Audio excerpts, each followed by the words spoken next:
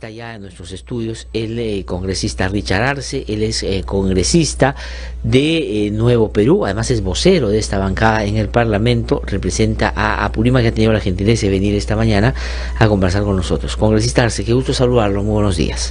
El gusto para mí, Glatzer, como siempre, poder dialogar y analizar la coyuntura en una circunstancia tan difícil, pienso, para nuestro país, donde se está exponiendo la imagen del Perú frente a la comunidad internacional, y para eso es importante aclarar al mundo entero que acá no hay ningún tipo de persecución política. Hay problemas serios en nuestro país, pero que se esté atentando contra la democracia, que haya dictadura, eso serán las elucubraciones de los abogados o del propio agente del entorno de Alan García. Ahora, pero ¿cree que en los últimos días, porque ayer se ha pronunciado el presidente Tabaré Vázquez y ha dicho que van a tomarse su tiempo, ¿no es cierto?, en evaluar, y han recibido la información del Estado peruano, lo que ha mandado García también, y como no hay, digamos, ninguna mandato imperativo del tratado del 54 y que en tantos días tienen que resolver, lo van a hacer con calma? ¿Siente, para decirlo en términos más coloquiales, como que se ha ido desdibujando el tema del asilo, o lo siente con altos niveles de posibilidad? Pienso que ha sido importante que pasen estos días, pero parto con una premisa. Sí. Tenemos que ser absolutamente respetuosos a las decisiones que tome el Estado de Uruguay, de manera soberana. El presidente Tabaré Vázquez, con su equipo de diplomacia, sus asesores, su Ministerio de Justicia paralelo que debe haber allá, harán el análisis correspondiente, y es autonomía total de Uruguay. Y tenemos que ser muy respetuosos de ese espacio de reflexión. Entonces, si se toman el tiempo, que se tomen el tiempo. Fue parte de la jugada de Alan García, seamos objetivos. Él lo que quería era pretender desarrollar una medida dilatoria en la investigación. Y lo está logrando como parte de la estrategia. Lo que él no ha medido es esta respuesta también de la comunidad internacional. Hay artículos muy interesantes a nivel mundial, en varios países han salido respecto al tema del asilo político, donde se está aclarándose, porque la imagen que se tenía era que en principio sí era, entre comillas, un perseguido político. Él está siendo perseguido por la justicia, y él está evadiendo la justicia no de ahora, desde hace muchos años, desde que tengo uso de razón, cuando era un niño. Recuerdo muy bien las estrategias de fuga ante la justicia que ha desarrollado Alan García. Entonces es importante ahora en esta instancia informar, y acá en el Perú abrir el debate abierto, porque si te das cuenta, los apristas han salido con sus voceros a tratar de engañar a la población, de insultar la inteligencia de los peruanos, porque sabemos de qué se trata de por medio. Acá hay una coima multimillonaria que afecta al erario nacional de sobremanera, porque se sobrevaluó una obra tan importante. Estábamos hablando del tráfico de Lima, y el metro de Lima iba a solucionar en parte ese problema. Imagínate cuánto más se hubiera desarrollado si no hubiera habido coimas de por medio. Sí. Ahora, congresista Arce, es verdad, ¿no? Yo he escuchado inclusive el planteamiento de los colegas periodistas en Uruguay sobre la situación de Alan García, y mire, he escuchado más claridad en los periodistas de allá que en varios de acá, en torno a si en el Perú hay persecución política o no, y lo tienen claro que no hay. Pero la pregunta que quiero hacerle en relación a lo que usted decía, ¿no? García está ganando como tiempo, y bueno, en principio, y usted ha dicho hay que respetar lo que soberanamente decide Uruguay, y yo estoy de acuerdo con eso. Pero respetar, si es que le dieran el asilo, significa desde su punto de vista que el Estado peruano debería darle salvoconducto a Uruguay para que salga el presidente García. Ese es un segundo escenario, y nosotros también tenemos que ser muy inteligentes frente a las artimañas que tienen estos políticos que evaden a la justicia. Lo que ellos quieren es que nosotros nos adelantemos y hagamos un análisis de un escenario futuro. No hablemos de ese escenario. Pienso que el presidente, el premier y la gente de su entorno está manteniendo cierta mesura al respecto. Porque evidentemente, si empezamos a hablar del tema de que se le va a dar, no se le va a dar el salvoconducto, ahí tienen suficiente argumento los abogados y el propio Alan García para decir, ahí está la persecución política. No quieren respetar los tratados internacionales y la responsabilidad que tiene un Estado cuando hay de por medio un asilo. Ahora, pero en estas circunstancias hay otras atenuantes, diría hasta agravantes, en el caso de Alan García, que tendríamos que analizarlo en el momento correspondiente. Ahora circunscribámonos a un tema estricto de que si el Uruguay le da o no el asilo. Ahí cerremos el debate. Pienso que es mucho más inteligente para no darle ningún cabo suelto a la PRISMO. Ahora, uno de los argumentos que ya la PRISMO empezó a esgrimir en torno a una persecución política es el viaje de algunos parlamentarios no oficialistas, sino más bien de la oposición, delegación del Frente Amplio a Uruguay para, dicen, sensibilizar a las autoridades allá sobre lo que pasa en el Perú y que no hay persecución política. ¿Le ha parecido a usted pertinente ese viaje? ¿Le ha parecido que no ayuda, que más bien puede perjudicar a lo que justamente todos quisiéramos que pase, es decir, que no se diga que en nuestro país hay persecución? La premisa tiene que ser de generar espacios que nos ayuden a luchar contra la impunidad. Y evidentemente lo que espera el país es que el Estado de Uruguay no le dé el asilo. De acuerdo. En ese marco, una estrategia válida es informar adecuadamente a las autoridades, a la opinión pública, para que en el Uruguay tengan suficientes elementos de juicio y entiendan que de por medio acá hay una investigación por corrupción escandalosa y que es vergonzosa inclusive para nuestro país. En esa estrategia viajaron algunos congresistas del Frente Amplio para poder hacer su información, viajaron también los apristas para hacer la contraposición, sí. Y ahí es donde un poquito que hay que ser muy inteligentes, porque no hay que caer en el juego de los apristas, porque ellos arguyen persecución política. Entonces, si van los políticos, se puede prestar a la suspicacia de que se está haciéndose presión política. De la misma manera, en el Congreso tenemos muchas herramientas para manifestarnos. Nosotros estamos siendo muy cautos, muy ponderados, para no darles esas herramientas a la prisa, porque si, por ejemplo, el Congreso se pronunciaría de manera frontal, ahí tendrían argumentos para decir, ahí está la persecución política. Entonces, son muy astutos los abogados y la gente del entorno de Alan García y sobre todo sus congresistas. Hoy día, para poder estimar o no si un país no cumple con el debido proceso, si no es democrático, si es totalitario, si es arbitrario, si es una dictadura, no se evalúa, digamos, por los dichos de quien se siente perseguido. Claro, el cardenal Cipriani ha dicho el fin de semana que el asilo es para personas que piensan que está siendo perseguido. El asilo no es para los que piensan que son perseguidos, sino para los que son perseguidos, que, digamos, tiene mecanismos de constatación que además se pueden con razón evidenciar. Si inclusive la OEA, para determinar que en Venezuela hay una dictadura, miren todo lo que sabemos, cuánta gente hasta ahora inclusive dice que no hay, que hay elementos, que hay que respetar, no es el caso de ustedes, que se han pronunciado abiertamente ya frente a eso. Imagínense que en el Perú se diga pues que hay dictadura, que hay persecución, o sea, no basta con eso. Entonces la pregunta es, ¿cree que los pronunciamientos que están habiendo de distintos sectores van a ser suficientes para que Uruguay diga, miren, ahí hay pronunciamiento de gente que está refiriendo que Alan García no debería darle salvoconducto, por lo tanto, o el asilo, por lo tanto hay persecución por eso? ¿Cree que sea suficiente eso? Va a ayudar, va a sumar. Tenemos entendido, por ejemplo, que la sociedad civil, las organizaciones sociales de base, organizaciones que representan a colectivos ciudadanos, están ahora en el Uruguay.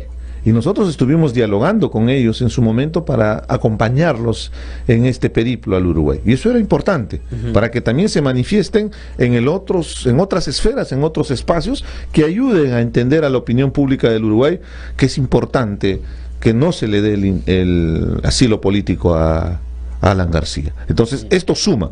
Ahora, respecto al monseñor Cipriani, con respecto a la sotana, esto me hace recordar lo que sucedió en Ayacucho.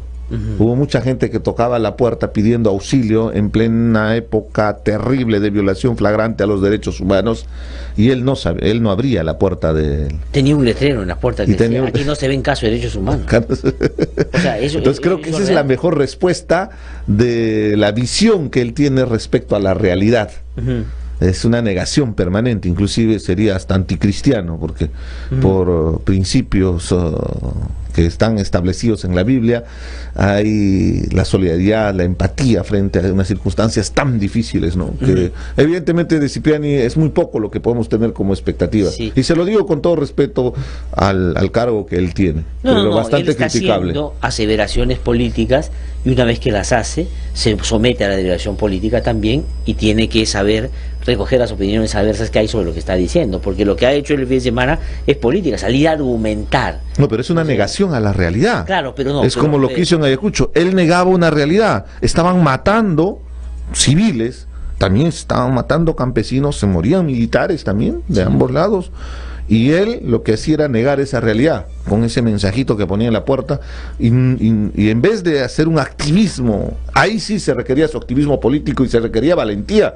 Disculpe, las comparaciones son odiosas. Lo hizo Monseñor Romero, por ejemplo, en una circunstancia ahí parecida. No es que la gente pensaba que estaban violando, ahí violaban los derechos humanos, por tanto... Habían desaparecidos de por medio, las madres buscaban a sus hijos con desesperación, con angustia, es una época muy dura. Entonces, un personaje que tiene esos antecedentes de negación permanente a la realidad, en esta circunstancia del pedido de asilo de Alan García, él también está negando la realidad de que acá ha habido corrupción. Y lo que requiere el Perú es que se conozca cuál es el grado de involucramiento que tiene el señor Alan García en estas coimas que ya están comprobadas en el margen de 8 millones, pero falta la diferencia con los 24 millones, según lo manifestado por el brasileño Nestre de esta organización Odebrecht. Entonces, lo que queremos es investigar. En el Congreso lo hemos expresado abiertamente en la Comisión Lavallato, y fíjate hasta qué extremo llega que Alan García, en sus argumentos de la carta de solicitud de asilo, presenta como sustento que el Congreso de la República fujimorista, aprofujimorista,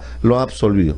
Bastante curioso. Yo creo que ese es un argumento sólido para mostrar también al gobierno del Uruguay, a la opinión pública en el Uruguay, que acá ha habido más bien un direccionamiento y un abuso de poder de parte de ellos en el Congreso de la República. Y hay varios elementos que dan cuenta de que efectivamente el APRA más bien han estado en el ánimo de obstaculizar y de generarle problemas a los gobiernos. ¿Le parece creíble lo que ha dicho Jaime Yoshiyama en términos de que hay unos $800.000 por lo menos que le dio un empresario, dice muy próspero, en el solo y sano interés de velar por el libre mercado en el Perú, a propósito de que podía ganar Ollantaytamala y que eso lo aterraba, después de que ha corrido bastante agua bajo el puente, inclusive Keiko Fujimori está ya en una prisión preventiva? Es totalmente surrealista, inverosímil los argumentos. Inclusive está insultando la inteligencia de los peruanos, y va a tener que asumir sus consecuencias judiciales, porque hay una correlación de hechos. Tenían diferentes circunstancias para argumentar. Pero a ver, utilicemos inteligentemente, y que seguro que la Fiscalía está analizando la versión actual. Lo que él está manifestando abiertamente es que él tenía un desprecio por las reglas del Estado. Él tenía un desprecio por nuestro sistema de financiamiento de partidos políticos, formal, legal, porque para él era fácil recibir $800.000, como manifiesta, de manera libre y en efectivo todavía, según lo que él ha dicho el domingo. Sí, no, además ha dicho que la simulación no es un delito y por lo tanto sí, pues ellos simularon ese ingreso. Pero claro, lo que no dice es que en el marco de investigación de lavado de activos, el pitufeo, que es una manera de simular ingreso ilegal, cuando lava dinero sí es un delito. O sea, digamos, y aquí lo que puede haber sucedido es eso. Pero no, pero por eso va a ser un boomerang, porque esto es una manifestación más, porque este es el ejemplo de que él recibía dinero de donde viene. Y hoy día salió nuevamente en otro diario de cómo ha habido más aportes de gente del entorno. O sea, esos son $800.000, habría que sumar los otros $800.000 de los de Odebrecht, 1.200.000, han encontrado otros cerca de $500.000 que vienen de familiares cercanos depositados en Estados Unidos, en Europa. O sea, lo que entonces dice ha sido un modus operandi. Es que había un pitufeo internacional que, digamos, tenía la misma modalidad de aquel que se ha podido ya descubrir y que se está, por cierto, investigando. No, yo soy más suspicaz, estoy sospechando de que podría haber hasta dinero mucho mayor que ha estado circulando en campaña. Ahora entendemos la campaña millonaria que hizo el fujimorismo, permanente. Nosotros hemos visto en televisión, yo vengo de Apurímac y veía cómo regalaban así herramientas, materiales y fiestas totales, pagando la alimentación, la movilización de la gente, equipos completos profesionales de pintas. O sea, yo he hecho campaña, yo he sido candidato regional 2 veces, y uno mismo se tiene que poner las botas y hacer sus pintas en campaña. Acá venía gente de Lima con sus camionetas y con toda una parafernalia para hacer pintas profesionales, como se hace acá la publicidad de Lima. Allá en Apurímac, y te llenaban todos los cerros, paredes, completo la publicidad. Entonces uno se acaba de dar cuenta cuánto cuesta esto a nivel nacional. Te estoy hablando solo de Apurímac. Imagínate, Apurímac es chiquito. Tenemos claro, y lo que ha pasado en otras regiones también. Entonces, ¿usted cree que el tiro les ha salido por la culata y que puede esto terminar más bien habiendo otras líneas de investigación? Por supuesto que sí, porque ahí se va desarrollando una siguiente investigación, porque el inicio de toda esta investigación y tesis fiscal hablaba del 2011. Con las declaraciones del congresista Castro ya se habla del 2016. Y en el 2016 entra Joaquín Ramírez.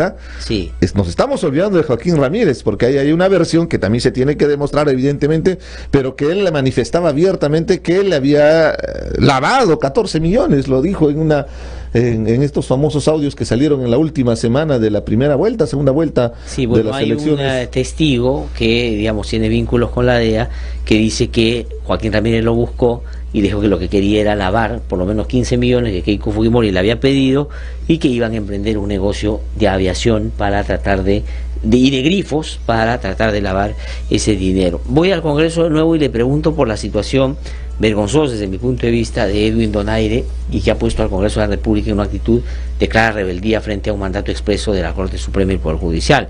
Este señor ya fue condenado por robar gasolina y el Congreso ha salido con una interpretación realmente insólita, que dice que tiene que haber una sentencia firme de segunda instancia para poder aplicar esto.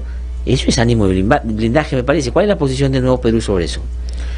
Nosotros lo que estamos pidiendo al Congreso de la República es que en los casos donde los congresistas tienen sentencia de por medio, que el Congreso facilite el procedimiento, que se levante la inmunidad. Hay diferentes inmunidades, hay inmunidad de proceso, hay inmunidad que se le levanta, por ejemplo, en el caso del señor Benicio Ríos, si recordamos, o sea, se tuvo que esperar que pase como 2-3 meses para que recién se le levante la inmunidad de proceso para que se proceda con la captura correspondiente. Entonces, nosotros tenemos una posición clara. Cualquier congresista, y no es el único, son varios que tienen sentencias de por medio, inclusive por decencia, yo pienso por ética. Si tengo una sentencia, yo mismo debería someterme al fuero del Congreso y pedir que me levanten la inmunidad. Ajá. Eso no se hace, evidentemente, porque muchos han entrado para buscar impunidad. La inmunidad se convierte en impunidad. Es otro de los cuestionamientos abiertos que tiene el Nuevo Perú, y lo que estamos pidiendo es que en esta reforma que se va a hacer de los partidos políticos se trate el tema de la inmunidad, que nos garantice un ejercicio real en la labor de fiscalización, control político, pero que no se utilice... ¿A que se retire o a que se, digamos... se circunscriba estrictamente a nuestro trabajo de fiscalización y control político? Ajá. Pero aquellos congresistas, o sea, candidatos al Congreso que tienen antecedentes y tienen este tipo de sentencias, que inmediatamente se les levante. De oficio debería levantarse, no ni siquiera se requeriría la votación de la mayoría. Ya van a votar ustedes entonces porque inmediatamente se resuelva la situación de Donaire levantándole la inmunidad parlamentaria. Y de todos los congresistas que están con la misma circunstancia. El caso particular que sí, claro, por supuesto, tiene que ser así. El caso de lo que ha pasado en el Ministerio de Cultura, ¿no es cierto? No es poca cosa que un viceministro está en el marco de un evidente conflicto de intereses, y cosa que es no solo un hecho ético que rinde con la ética y la moral, sino es un delito, que terminan contratando a su empresa para, digamos, hacer unos estudios de cara a el Dakar 2019. La ministra ha dicho que ya le aceptaron la renuncia, no le han agradecido por los servicios prestados, va a ir mañana al Congreso, hoy día es la Comisión de Cultura. ¿Cuál es la posición que tienen ustedes? Lo objetivo sería que la ministra tenga que dar un paso al costado. Nos ayudaría y evitaríamos todo un tema de interpelación por la salud del país, por la coyuntura que se está viviendo. Sé que la ministra no tendría mayor responsabilidad, entre comillas, ¿no? Pero el hecho de que sea su viceministro, entiendo bien que cuando uno asume una cartera, llevas a gente de confianza, y gente de confianza son los viceministros, que al final son los que ejecutan, son los gerentes del ministerio, para ser más explícitos, y son gente de tu entorno. Entonces, que se le haya escapado esta información, porque la empresa es bastante conocida en el mundo de la cultura. Sí. Entonces, a la primera información, la reacción debió haber sido un reflejo inmediato, ¿no? Sino que ha tenido que salir la investigación, tuvieron que llamarle del programa periodístico dominical, y es ahí donde recién reacciona. A veces esas reacciones tardías tienen un costo político y eso va a tener que asumir. Ahora, porque yo digo, puede efectivamente que la ministra no haya estado al tanto del viceministro, pero todos los funcionarios que tramitaron esa licitación tenían que haber advertido eso y puesto en conocimiento inmediatamente para que no avance. Dejaron pasar. Lo que daría la impresión es que todos sabían que era del viceministro y por eso lo dejaron pasar, inclusive, y lo que termina, me parece que... O favorecieron para que se dé la licitación, porque después se va comprobándose que la empresa también que estuvo participando en la licitación, que quedó en segundo lugar, le dieron también su premio consuelo. Y ahí, efectivamente... le dieron otro proceso de licitación para que, como quien dice, te quedas calladito y ya, todos felices, todos contentos. Definitivamente acá hay responsabilidad, y recordemos bien que dentro de los ministerios hay un pool de asesores. A veces se critica mucho por los pagos que tiene, porque son gente muy profesional. Entonces es bastante observable que no se hayan dado cuenta. Entonces yo creo que ahí hay un punto muy importante que se tiene que asumir y la labor de un ministerio en realidad es un puesto altamente fusible. En el sentido de que ante estas circunstancias uno inmediatamente tiene que poner a disposición su cargo, porque no vas a exponer el propio gabinete o inclusive al propio gobierno por una circunstancia particular. No, además el gobierno tiene la prédica y está haciendo cosas de cara a la lucha contra la corrupción, y si pasa en tu gobierno tienes que tener una actitud claramente... No, y te habrás dado cuenta la respuesta de los apristas y los fujimoristas en un entorno donde están siendo investigados por corrupción, inmediatamente saltan a la yugular. Claro. Disculpa las expresiones coloquiales, pero creo que es gráfico para entender que están buscando cualquier resquicio para buscar descalificar al gobierno. Ajá. Que somos críticos, ojo, ¿no? Te quiero ser muy explícito en esto. Nosotros, por ejemplo, hemos estado denunciando la semana pasada una propuesta de flexibilización laboral que atenta directamente los derechos conquistados durante tantas luchas, y es nuestra bandera de Nuevo Perú. Pero tampoco vamos a ser ingenuos de caer en el juego de los apristas o fujimoristas en esta su intención de querer lavarse la cara frente a la realidad. Sí, ahora, ayer me contaba gente muy cercana a este grupo fujiaprista, ¿no? Como se ha dicho y con razón, una cosa interesante porque están en el marco de una paradoja. Se han, digamos, celebrado el caso del Ministerio de Cultura porque ahí tienen una línea de golpe al gobierno. Han pedido interpelación a la ministra. Han pedido interpelación, pero a la vez... dice que los apristas sobre todo están preocupados porque si logran interpelar y censurar, se les cae el argumento de la persecución política, porque finalmente ellos están trayéndose abajo a una ministra del gobierno. Entonces, no, ayer me hablaba y me decía que están, o sea, realmente están muy preocupados y no saben qué hacer, y eso puede terminar perjudicando a su otro propósito también. Termino preguntándole por el caso del fiscal de la Nación, Pedro Chávarri. Bueno, ese señor sí no lo mueve nadie, o sea, ya no hay manera. ¿Qué se va a hacer? En el Congreso se salieron con la suya los fujimoristas, no poniéndolo como prioridad en la subcomisión de acusaciones constitucionales. Inclusive el señor Segura, que es el presidente de la subcomisión, se puso bravucón y dijo, a ver, sigan fastidiando, y yo nunca lo voy a poner, que espere, pues hay 140 y tantos casos, que espere su turno. Indignante. Ajá. Y lo hemos venido denunciando. Fíjate que en el caso de Kenji Fujimori, cuando se operaba una venganza, les demoró 69 días, desde que ingresó la denuncia hasta que lo desaforaron. Que inclusive es irregular, revisas el reglamento, la máxima sanción, si es que no hay una sentencia de por medio, es de 120 días a un congresista. O sea, ya debería haber vuelto. Además, curioso, porque le pusieron una, lo sacaron una suspensión que dice... mientras dure el proceso, eso no existe. Y fíjate, en otros casos ya tienen sentencia y ahí sí no, ahí sí no dicen nada, el doble rasero en la máxima expresión. Realmente, ¿no? Ojo, y con toda la posición crítica, o sea, yo siempre tengo una posición crítica al fujimorismo, y pero lo que hicieron que debe ser sancionado, o sea, por supuesto, claro. Hay que ser objetivo. Pero mi pregunta regresamos es, entonces Chávarri no pasa nada. Pero no puede quedarse así. Pero entonces, hay dos canales. Pienso que el tema del colegio de abogados también es muy interesante porque es evidente la infracción ética, va saliendo nuevas evidencias que el señor no ganó el concurso para poder ser fiscal supremo, le hicieron la ayudita inclusive en el sistema, o sea, no es una persona competente el CNM ha denunciado académicamente, profesionalmente, porque se requiere ese tipo de evaluación para llegar a ser fiscal supremo, y se ha demostrado que le han aumentado los puntos para y respecto al Congreso de la República, esa es la mayor evidencia de que siguen blindando personajes oscuros. Ellos blindaron a Inostroza, blindaron a los consejeros del Consejo Nacional de la Magistratura, siguen blindando a este señor Klimper, presidente, miembro del directorio del Banco Central de Reserva, donde tiene responsabilidad porque ya está la versión concreta de una persona llegada a un medio de comunicación tan importante que le entregó dinero en efectivo.